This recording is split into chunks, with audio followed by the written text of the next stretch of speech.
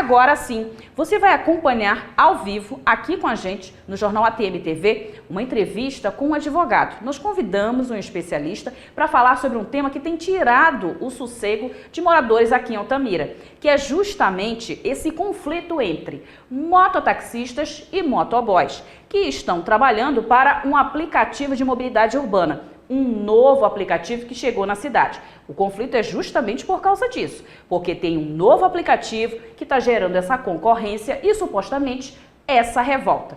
Por isso, nós vamos conversar agora com o Dr. Giovanni César, e ele vai explicar para a gente um pouquinho como é que funciona essa coisa de legislar sobre o aplicativo. Giovanni, boa noite para você. Muito obrigada pela sua participação aqui no ATM TV. Eu gostaria de te perguntar o seguinte: o município, o estado ou a União, quem legisla sobre os aplicativos de mobilidade urbana? Boa noite, Karina. É um prazer estar aqui com você, com a sua audiência. Em 2018, o STF deu uma decisão pacificando essa questão e ele determinou que é a União responsável por legislar sobre o aplicativo.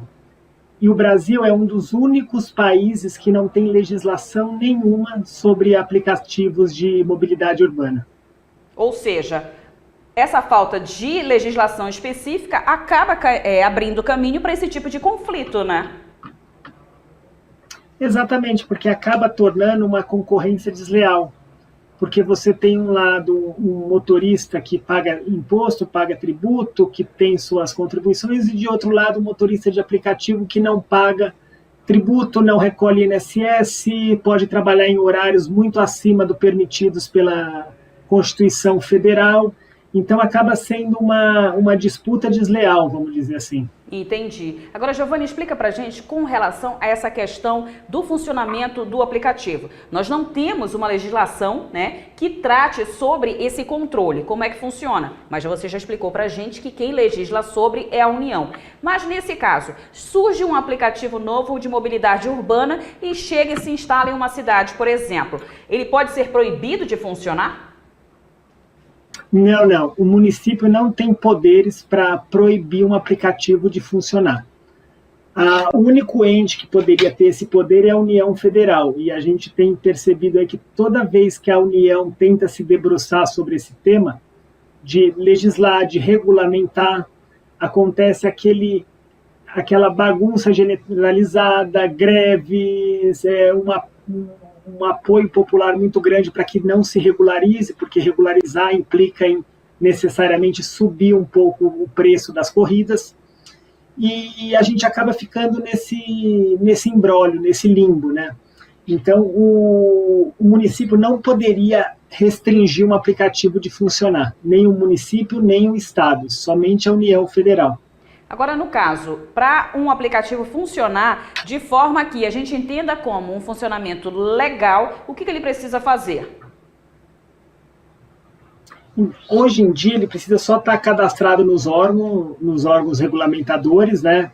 Então, no Detran, no Denatran, e começar o funcionamento. Não necessita de uma autorização especial, não precisaria de um alvará, como o caso de um táxi, de nada. Então, assim, é muito mais fácil, é muito menos burocrático, é muito mais barato ter um aplicativo.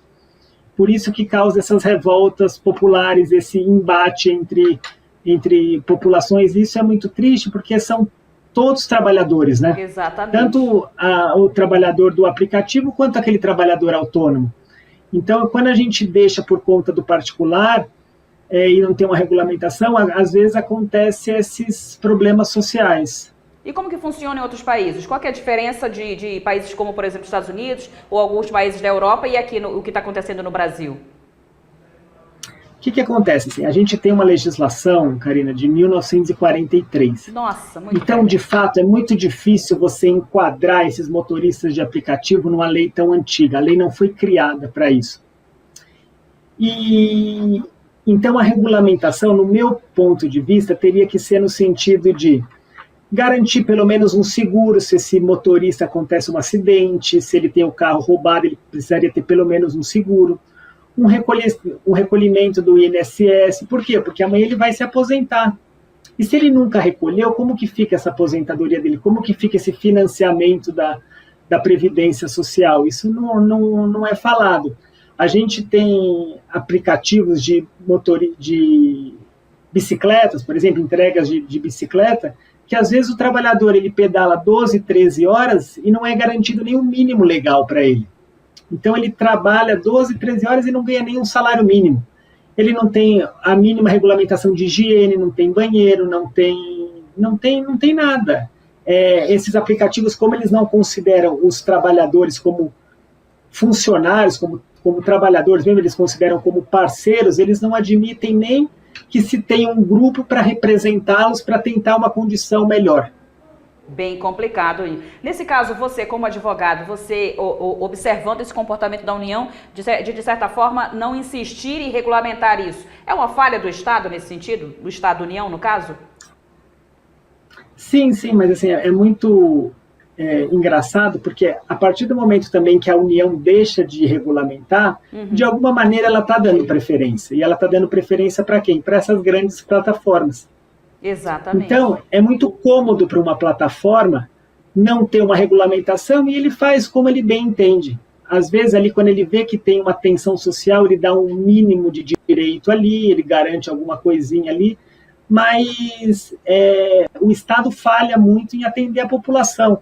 Eu sei que a curto prazo, talvez aumentaria um pouco o preço das corridas e encareceria o preço, mas assim, a condição que está não tem condição de ficar. Sustentável, a gente precisa que esses trabalhadores estejam regulamentados para um INSS. Amanhã, se uma motorista engravida, ela precisa ter um amparo da legislação de auxílio maternidade ou um acidente. Se acontece um acidente fatal e esse motorista morre, isso acontece muitas vezes, porque às vezes são motoristas dirigindo 16, 18 horas todos os dias durante semanas. A família não tem amparo nenhum, o próprio trabalhador não tem resguardo nenhum. Por quê? Porque ele ganha o dinheiro líquido dele, mas ele também não paga nada para uma previdência social. Bem complicado. Nesse caso, Giovanni, a culpa não é do trabalhador, né? Se não existe uma regulamentação, o trabalhador só quer trabalhar. Ele está fazendo a parte dele, que é trabalhar para o aplicativo, né? Sim, excelente. Assim, o trabalhador ele é o menos culpado dessa relação inteira.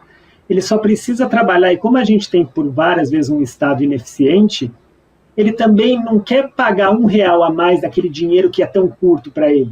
Porque o que fica na cabeça dele? Se eu ganho lá R$2.000 e ainda vou ter que pagar 8% de INSS, esse dinheiro vai sair e não vou ter benefício nenhum por causa disso. Só vai encarecer, só vai dificultar mais o meu trabalho.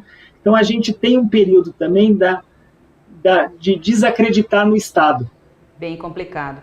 Gente, nós conversamos com o Giovanni César, um advogado que trouxe um pouco de luz para esse conflito que se instalou por conta da chegada de um novo aplicativo de mobilidade urbana aqui em Altamira. E vocês ouviram a fala do especialista. O trabalhador não tem culpa do que está acontecendo, ele só quer trabalhar. O problema é que ainda não existe uma regulamentação e quem tem o poder para fazer isso é a União, não o município. Giovanni, muito obrigada pela sua participação aqui no ATM TV. Uma boa noite para você.